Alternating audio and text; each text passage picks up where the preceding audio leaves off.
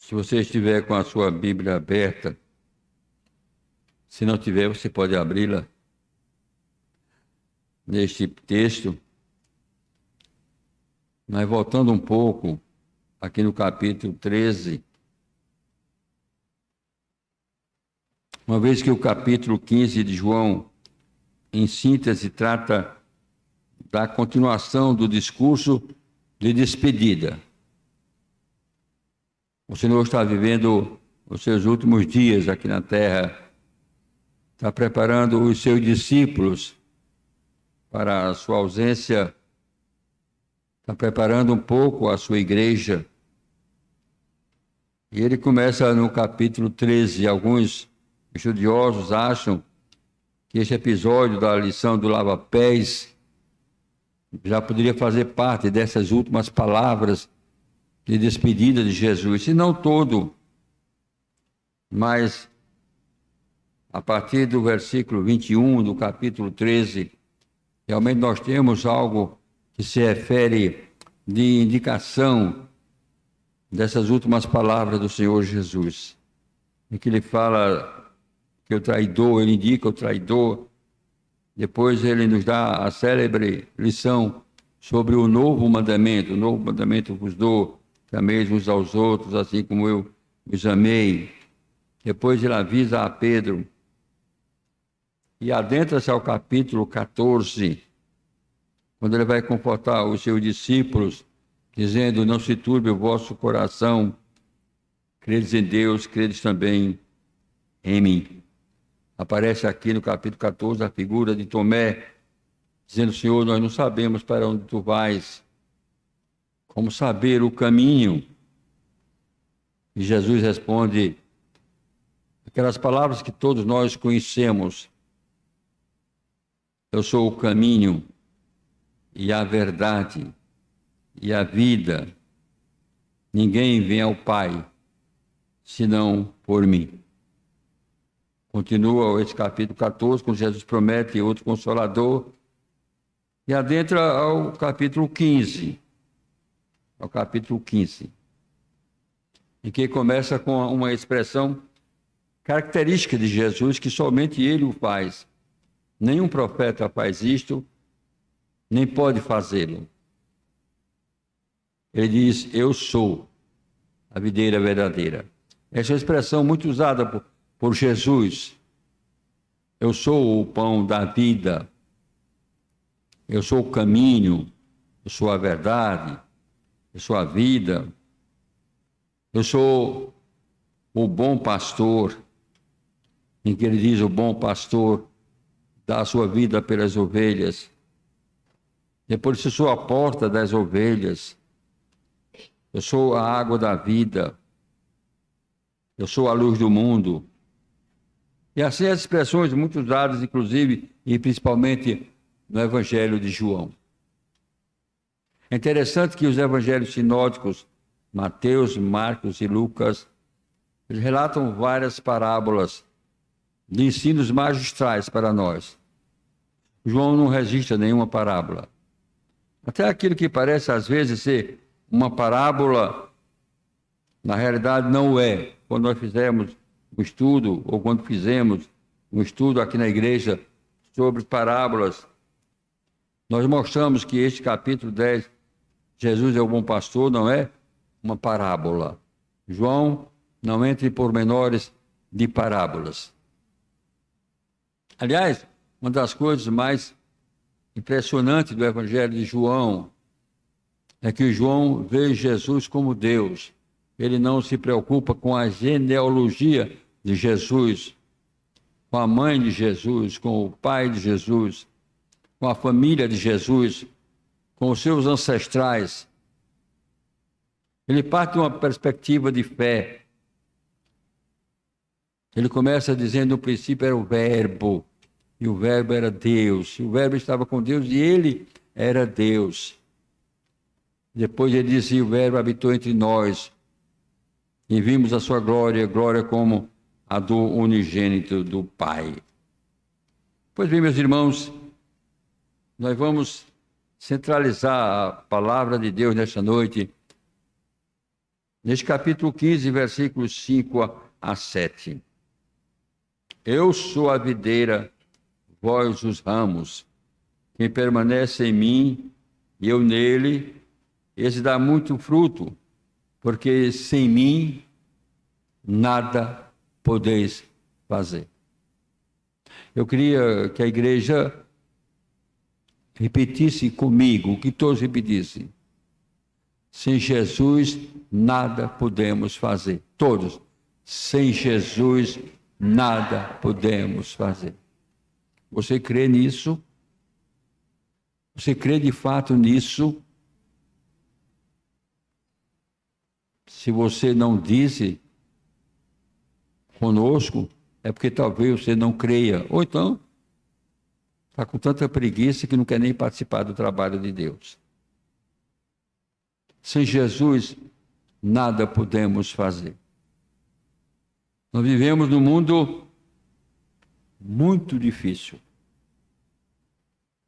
Quando a gente fala num mundo difícil, não é só aqui em Olinda, ou Recife, ou a Grande Recife, ou o Brasil, ou mesmo a América do Sul, é o mundo todo.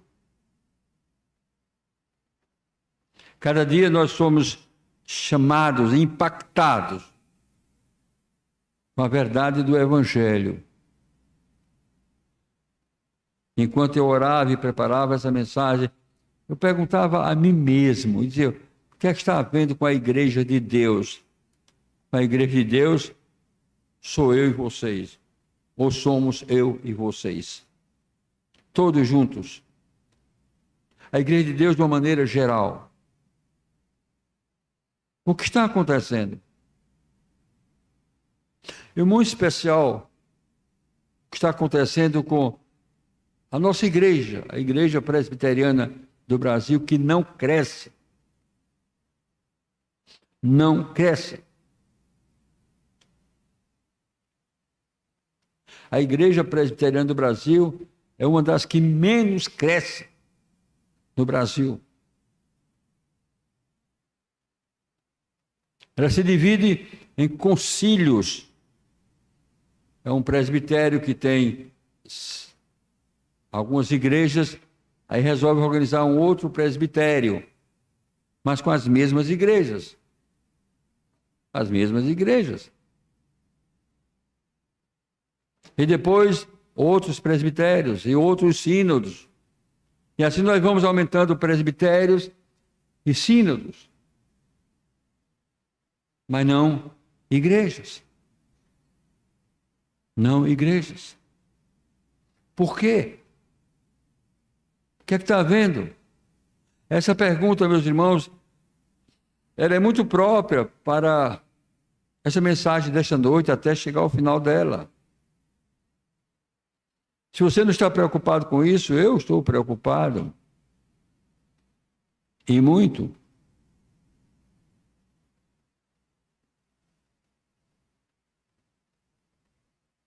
Você sabe quantos membros tem a Igreja Presbiteriana do Brasil? Nós não temos 0,5% da população brasileira. Não temos.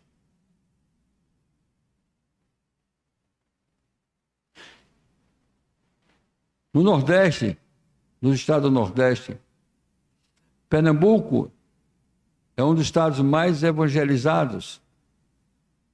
Mas a maior concentração está aqui no Recife e depois Olinda. Se você for para a cidade do interior, Garanhuns, que antigamente era chamada Antioquia Pernambucana, porque o evangelho começou aqui com os missionários e depois foi logo para Garanhuns e lá se desenvolveu. Os missionários edificaram muitas igrejas, especialmente no interior. Mas com o êxodo rural, essas igrejas se acabaram. E foram concentrando mais nas grandes cidades e na capital. Mesmo assim, o nosso percentual é muito pequeno aqui no Recife, ou na Grande Recife, inclusive Olinda. Por quê? O Evangelho mudou. Nós afirmamos que o Evangelho nunca mudará. O Evangelho é o mesmo. A palavra do Senhor continua fazendo toda a diferença. Me parece, meus irmãos, que tudo está ligado, principalmente a partir desse versículo primeiro. Quem permanece em mim e eu nele, esse dá muito fruto, porque sem mim nada podeis fazer. Nós temos transformado a igreja de Deus, numa associação como o Código Civil. Hoje, diz que nós somos uma associação religiosa. Era uma organização religiosa. O novo Código Civil é uma associação religiosa, formada de associados. E nós perdemos a visão de Deus. Nós perdemos a visão de Deus. Nós não vemos mais a igreja como igreja de Deus. Alguns veem a igreja como uma organização, e de fato ela o é, em algum aspecto, porque juridicamente tem que ser. Tem até o seu CNPJ, assim como nós temos o nosso CPF. E essa perda da visão da igreja se dá à perda da mensagem de Jesus. Sabiam disso? Nós queremos o modelo, seja de uma empresa pública, de uma empresa privada, até de uma cooperativa, ou de qualquer organização, até de uma ONG. Nós queremos trazer esses exemplos e esses modelos para dentro da igreja.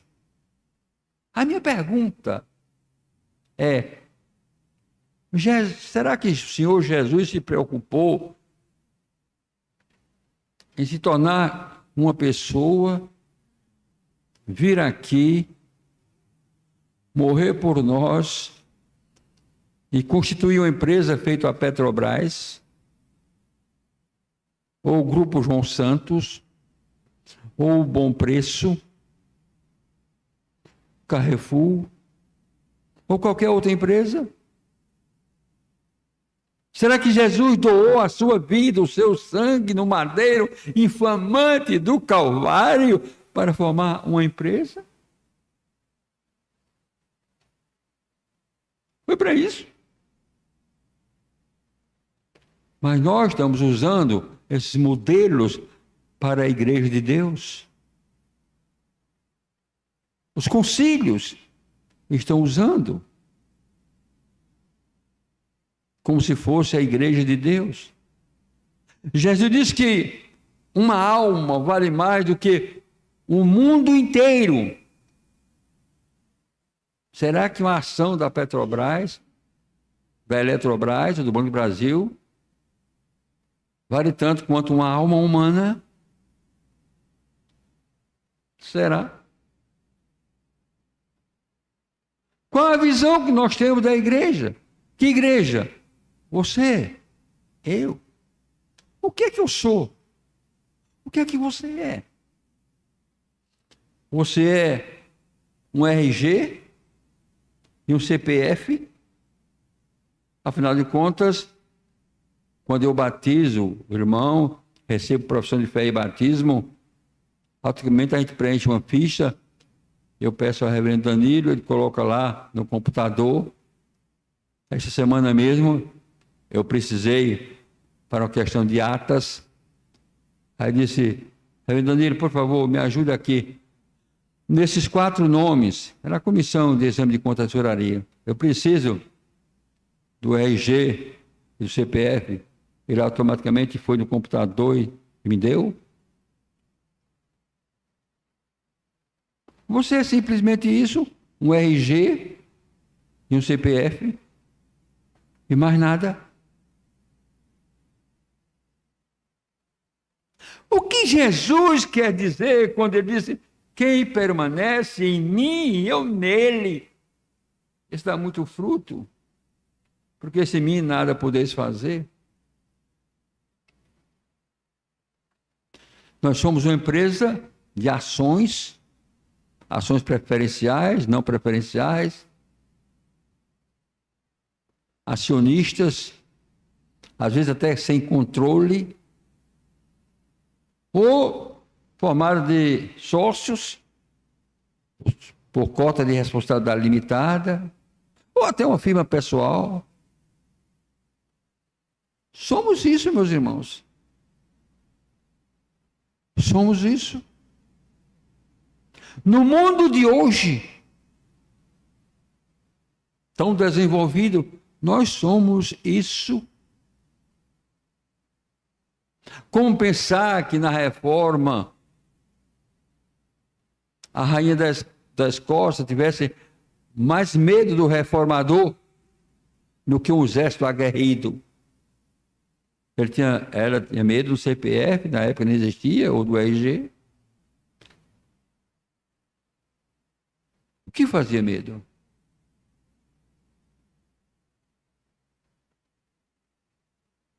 Será que nós cremos, meus irmãos, nas orações que nós fazemos? De abalar as portas do inferno? A igreja abala? Não, essa é a igreja de CPF, a igreja de CNPJ, a igreja de organização não abala nada. Porque não modifica o coração de ninguém.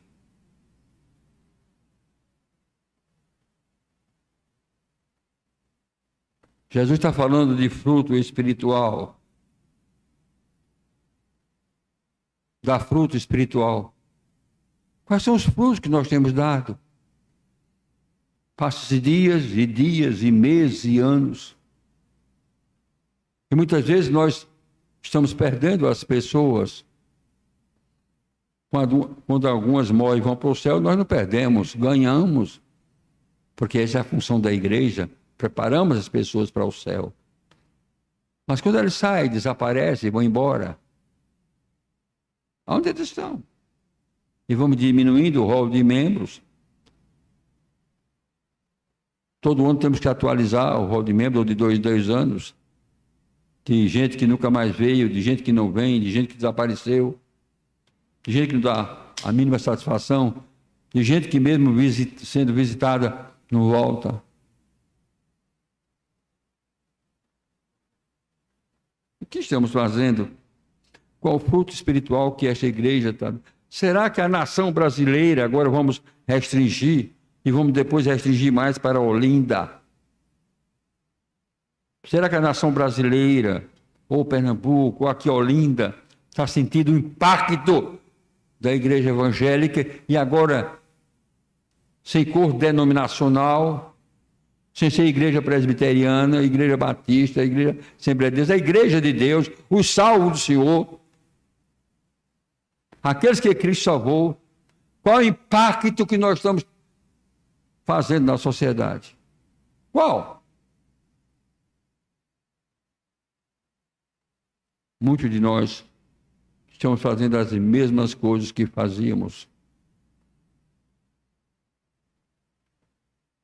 As mesmas coisas que fazíamos.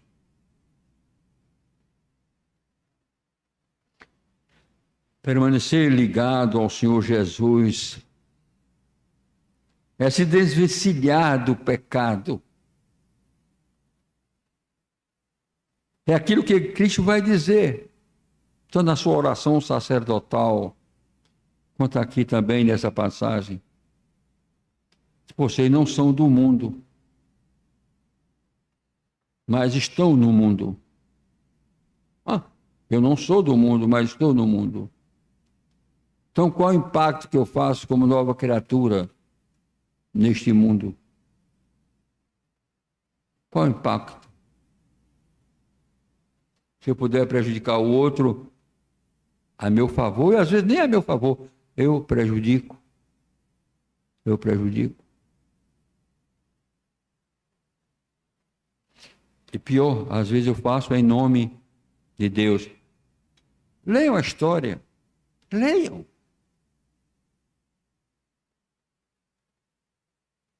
Como o Tribunal da Santa Inquisição, o Tribunal do Santo Ofício matou tanta gente em nome de Deus. Leiam a história. Em nome de Deus, Paulo perseguiu a igreja. Em nome de Deus, de um santo zelo por Deus. Leiam a história. Leiam a história em que muitos bispos foram mortos em nome de Deus, por causa da fé. Tribunal da Santa Inquisição, ou do Santo Ofício, matava em nome de Deus, condenava à fogueira em nome de Deus. E não precisamos ir muito longe. Leia a história da nossa igreja presbiteriana do Brasil. Existe, inclusive, um período da igreja que até hoje ninguém ousou escrever. Um irmão que começou a escrever pediu que eu desse um testemunho, porque eu vivi esse período. Eu passei 3 horas com ele. Depois ele abortou o projeto, não sei porquê, teve medo, não sei, da história da nossa igreja. Em nome de Deus,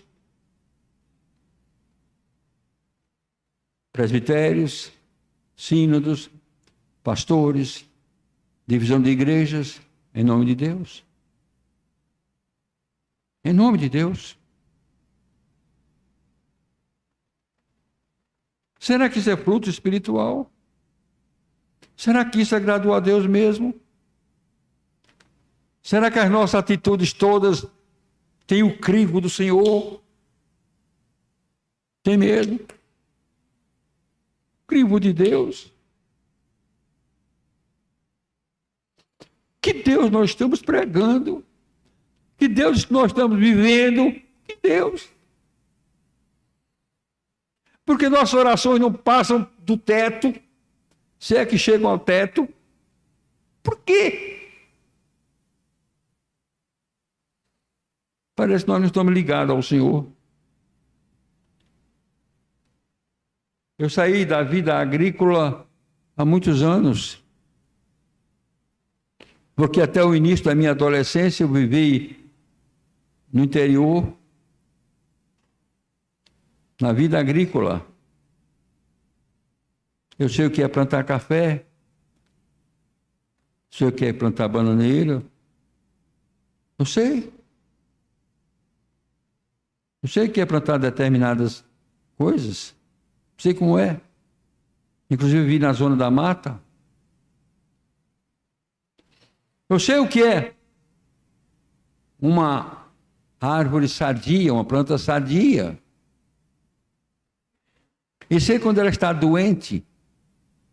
Eu sei porque você tem que podar, tem que cortar as árvores. Eu sei. Por quê? Para salvar a árvore. Para melhorar a qualidade, eu sei. Eu sei o que é. Você está ali um galho doente, morrendo e prejudicando o tronco. Você tem que cortá-lo. Joga fora. Eu sei. Por isso eu sei que às vezes pessoas estão prejudicando a igreja, o tronco. Eu sei disso. Eu sei que o fruto ligado aos galhos, tem que estar ligado ao tronco, recebendo a seiva. Senão não há fruto. A árvore seca, não tem fruto. Eu aprendi isso. Até meus 14 anos eu estava lá.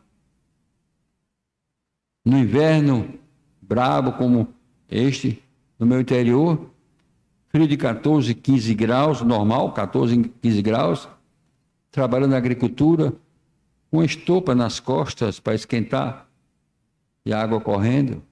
Eu sei o que é isso. Eu aprendi. Esse texto aqui me ensina isso. Permanecer ligado ao Senhor Jesus. Eu sei quando, muitas vezes, determinadas plantas daninhas chegam nas árvores, o pessoal chama de enxertos, lá. Eu sei. E que danifica, adoece e mata a árvore. Começa de pouquinho, vai crescendo, um pouco toma conta de toda a árvore e mata. E mata.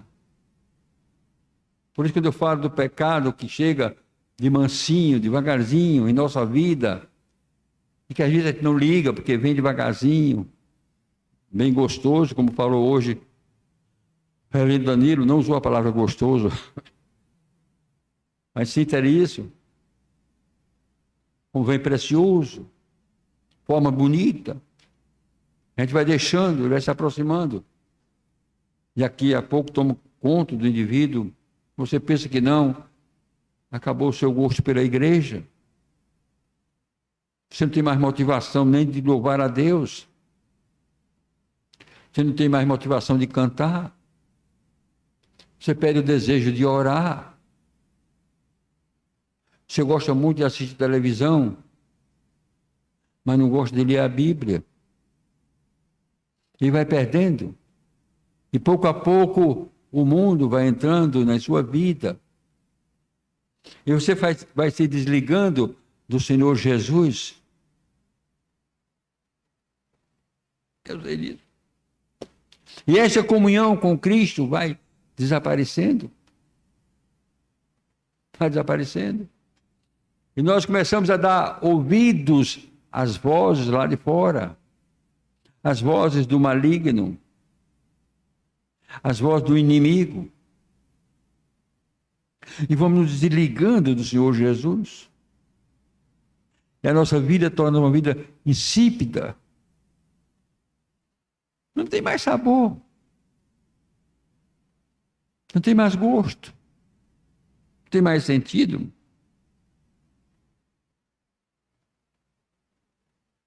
Como podemos adaptar, nos adequar a essa conformidade com o Senhor Jesus? Algumas vezes nós vamos repetir o texto. Eu sou a videira, vós os ramos, os galhos. Quem permanece em mim e eu nele, esse dá muito fruto, porque sem mim nada podeis fazer.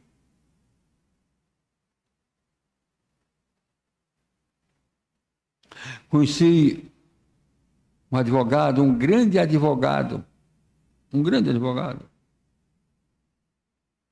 Depois deixou até advogado, tornou-se político. Foi um grande advogado, foi um grande deputado federal. Só vivia bêbado. Mas era um grande advogado. Tem muitos políticos cuja vida não vale nada, mas são excelentes políticos. Existem médicos que já se separaram 3 ou 4 vezes das esposas, tem outra esposa, cada ano parece uma nova esposa, bebe, fuma, farra, mas são excelentes médicos. Se você cair nas mãos dele, dê graças a Deus, que é um excelente profissional. Vida particular não vale nada. Mas são pessoas que estudam, só vivem no exterior, fazendo cursos, especializações, são excelentes médicos. Mas você não pode ser um crente assim. Você não pode ser um servo de Deus assim. Não. 1000 vezes não. 10.000 vezes não. Milhões de vezes não. Não pode. Você tem que se parecer com o Senhor Jesus. A sua vida, a minha vida, a nossa vida tem que ser moldada na vida do Senhor Jesus. A minha inteligência tem que andar dentro dos moldes do Senhor Jesus. Não é o que eu quero, não é o que eu digo, não é o que eu faço. Mas a pergunta é a vontade de Deus que eu faça assim? Eu escrevi hoje no nosso boletim, está circulando, as marcas de um cristão. Poderia dizer a marca do cristão. Preferi colocar as marcas de um cristão. O que é ser um cristão? O que é que o mundo espera de nós? E aí Jesus vai dizer: vós sereis os meus amigos. Quando? Se fizerdes o que eu vos mando. Essa palavra não é minha. É de Jesus. Vocês serão meus amigos quando vocês fizerem o que eu vos mando. Vamos continuar um pouco com esse texto aqui. Se alguém não permanece em mim, será lançado fora à semelhança do ramo e secará. E o apanham, lançam no fogo e o queimam. A igreja é de Jesus. É do Senhor Jesus.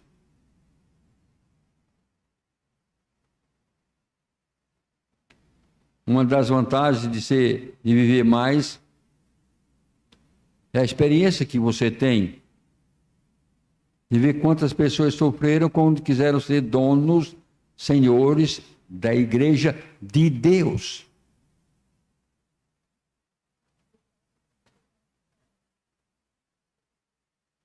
O centro dessa mensagem vai ao versículo 7.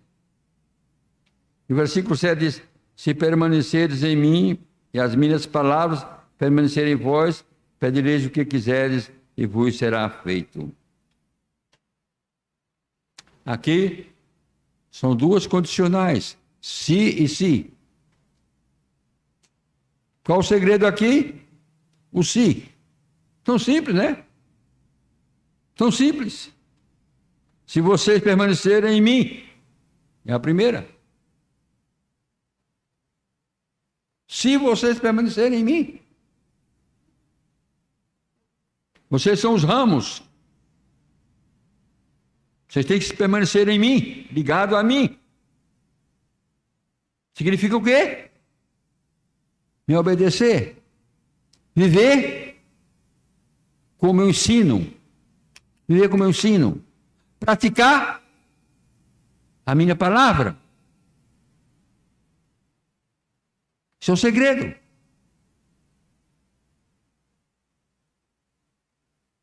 Segundo, e se as minhas palavras permanecerem em vocês. Porque se vocês permanecerem em mim, as minhas palavras vão permanecer em vocês. Aqui nós vamos ter que analisar porque as orações não estão funcionando, não estão sendo eficazes. E porque, mais das vezes, nós temos deixado de ser uma igreja alegre para ser uma igreja triste. Por quê? Porque a nossa vida espiritual não está sendo uma vida abundante. Porque a nossa vida espiritual está cingindo-se apenas, única e exclusivamente às nossas devoções na igreja. Mas lá fora não temos compromisso nenhum.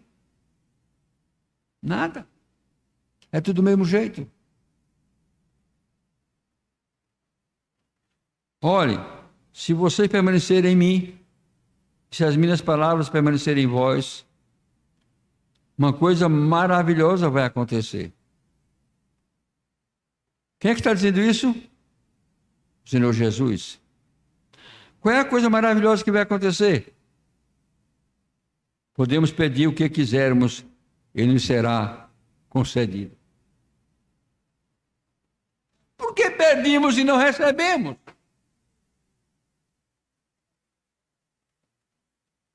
Você já fez essa pergunta?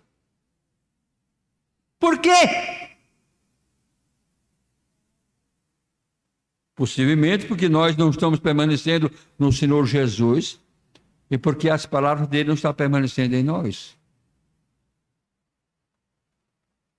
Ou será que Jesus está mentindo?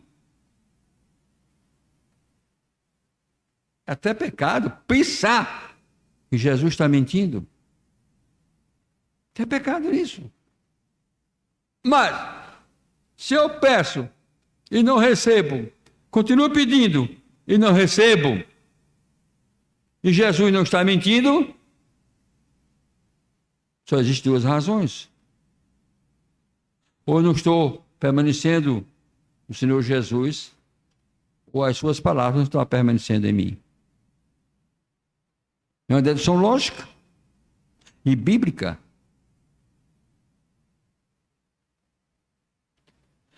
Permanecer no Senhor Jesus e a palavra dele permanecer em nós. Este é o segredo. É tão bonito a gente dizer Mestre Jesus, diferentemente dos profetas, dos patriarcas, dizer: eu sou a luz do mundo, eu sou o bom pastor, eu sou o pão da vida. Ou até dizer: eu sou o teu Senhor, eu sou o teu Salvador. É tão bonito isso. É tão bonito dizer: eu tenho um Deus que cuida de mim, mas nada tem acontecido.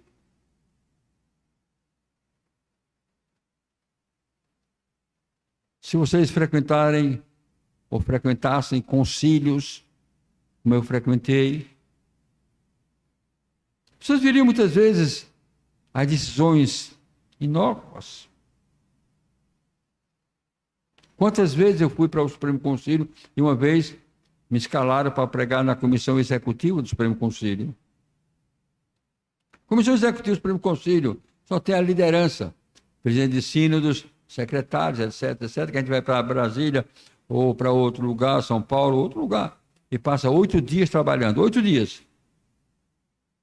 Se levanta às 7 horas da manhã e vai dormir 11, 12 horas da noite, e quando chega o pessoal diz: foi bom em São Paulo, foi bom em Brasília, não teve tempo de nada, só trabalhando.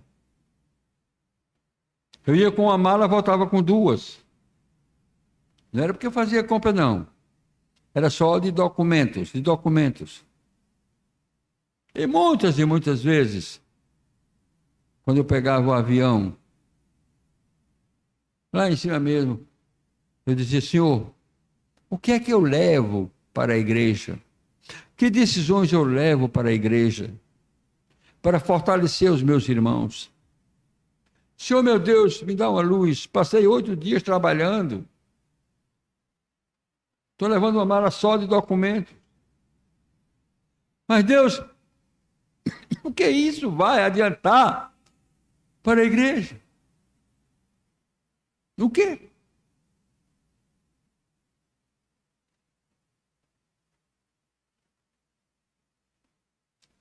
Você veio nesta noite, enfrentou uma série de problemas, de dificuldades, os buracos aí das ruas, o frio, o medo da chuva. Mas veio, está aqui. Veio para quê? Ouve essa mensagem, adorou, cantou, leu a palavra, teve comunhão com alguns irmãos, cumprimentou alguns. Depois, todos nós vamos sair e voltar para os nossos lares. E aí? Mas a igreja continua nos lares. E amanhã? E depois? E depois? E depois? E durante a semana?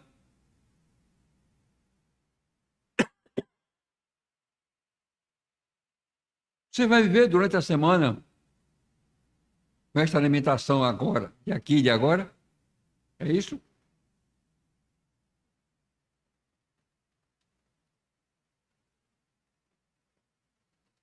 Ou você vai fazer um pacto com Deus agora? Dizer, Senhor, eu quero permanecer no Senhor Jesus. Eu quero. Eu quero que a minha vida seja vinculada, apegada ao Senhor Jesus. Eu quero aprender dele. Eu quero servi-lo, eu quero honrá-lo. Mas, ó Deus, eu quero também que as palavras, Senhor Jesus, preencham todo o meu ser. E que aonde eu chegar amanhã, aonde eu chegar,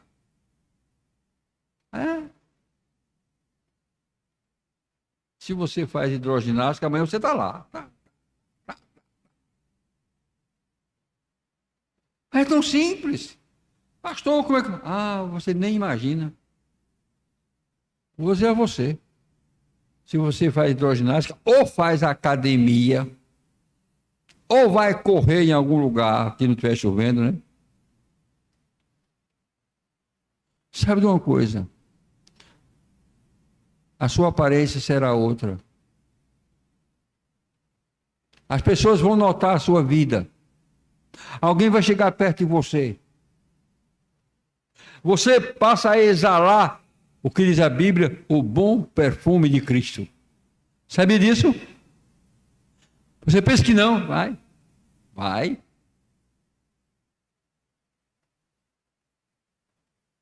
Mesmo que você esteja caminhando, já que velho não corre. Velho caminha. E devagar. Você está caminhando. Alguém vai passar por você e vai olhar para você e ver você diferente. Se você for ao supermercado comprar alguma coisa, a sua aparência é diferente. Você passa a exalar o bom perfume de Cristo. Sabia disso? E alguém vai te perguntar, você é diferente, por quê? Por que você é diferente? Você acha que eu sou diferente? E essa pergunta lhe dá razão a você dizer, sabe por quê? Porque eu permaneço no Senhor Jesus. Senhor Jesus, me pergunte como, e eu lhe explico. Me pergunte como, eu lhe explico. E as palavras dele permanecem em mim. Me pergunte, que eu vou lhe explicar. Eu vou explicar. Mas sabe, irmãos, a gente passa a vida toda e não diz aquela pessoa que lava a nossa roupa, se não for a mulher ou você mesmo, mas se for outra pessoa, você não diz a ela que o sangue de Jesus lava todo o pecado. E ela faz isso toda semana, você nunca disse. Se você comprar pão na padaria, ou mesmo no supermercado, e você conhecer a pessoa que lhe atende, se for na padaria é fácil, você faz isso o tempo todo, mas nunca diz àquela pessoa que Jesus é o pão da vida, que sacia a fome espiritual. E talvez por falta dessa palavra, ela não tenha oportunidade de salvação por seu intermédio. Sabia disso? Aqui está o segredo, porque a igreja de Deus não está crescendo. Por quê? Porque não estamos permanecendo no Senhor Jesus. E as suas palavras não estão permanecendo em nós. Nós estamos agindo como todo mundo age. Você condena os políticos e você age como os políticos fazem. Faz a mesma coisa. Você condena o ímpio e você age do mesmo jeito que o ímpio age. Do mesmo jeito.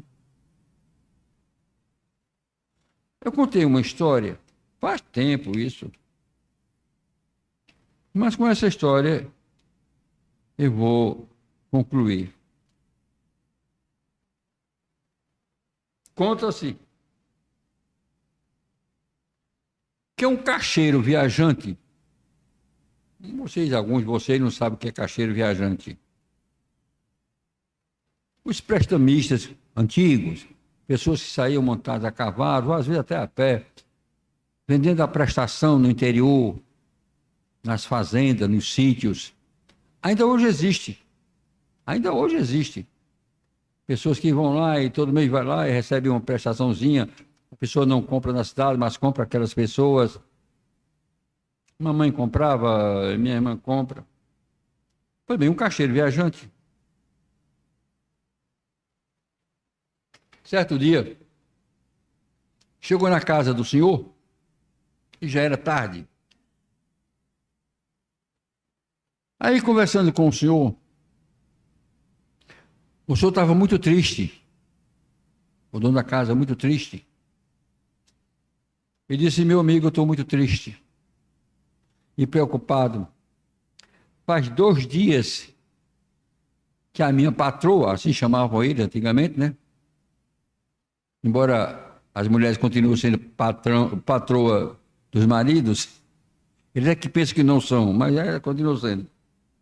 A minha patroa está para despachar, para dar luz, que era a linguagem usada antigamente. Faz 2 dias está sofrendo.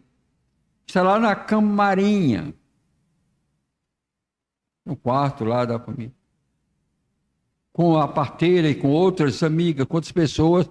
Faz 2 dias que ele está sofrendo e eu estou vendo a hora perder minha mulher. Perder minha mulher. Se o filho morrer, eu lamento, mas quero que minha esposa sobreviva. Entre o filho e a esposa, eu prefiro que a esposa fique. Nós temos outros filhos para cuidar. Aí o caixeiro viajante disse: olha, meu senhor, eu tenho aqui uma rezazinha que eu carrego comigo. Uma reza. Essa reza é muito boa. O senhor vai e leva essa reza, encosta na mulher, diz algumas palavras, o filho nasce logo. O homem disse: que história é essa? Olha aqui, pegou um patuazinho, quer dizer, a rezazinha dentro de um pedaço de pano, amarradinho, pegou, entregou. O homem pegou e já saiu correndo para lá, entregou a parteira, tudo. Não demorou 1 hora, o menino chorou. Que reza forte, hein? Daí por diante, qualquer mulher na redondeza que ia dar à luz, iam buscar aquela reza, porque o homem deixou na casa do rapaz, do senhor lá. Deixou lá, não, para ficar que eu tenho cópia dela e tal. Deixou.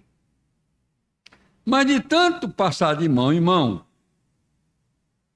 o pano foi se desgastando. E aí apareceu o papel dentro. Aí sério, pô, vamos botar um paninho novo. Isso aqui não pode se perder, não. Isso aqui é uma relíquia. Negócio santo, não pode. Mas a curiosidade é muito grande. Então vamos ver o que diz essa reza. Vamos ver o que diz essa reza. Aí quando abriram, estava lá escrito: passando bem eu e meu cavalo alazão, pouco importa que o menino nasça ou não.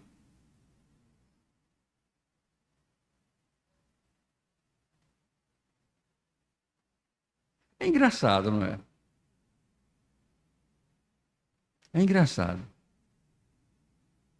Mas a maioria de nós, E a maioria absoluta dos cristãos de hoje, no mundo inteiro,